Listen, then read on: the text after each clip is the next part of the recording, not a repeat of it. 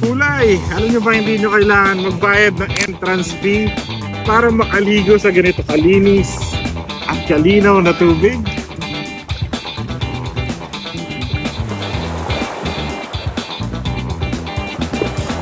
Sa highway lang to ng Marinduque!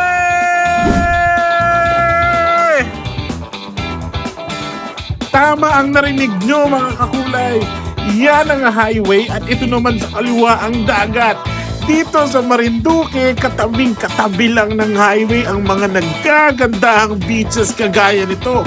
Talaga namang napakalinis, napaka-relaxing ng mga dagat dito.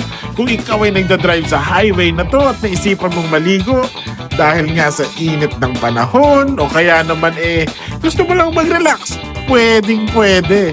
Dahil nga walang entrance fee dito. Itabi mo lang ang sasakyan mo sa gilid at pwedeng-pwede ka nang mag-relax. Ganyan kaganda ang Marinduque.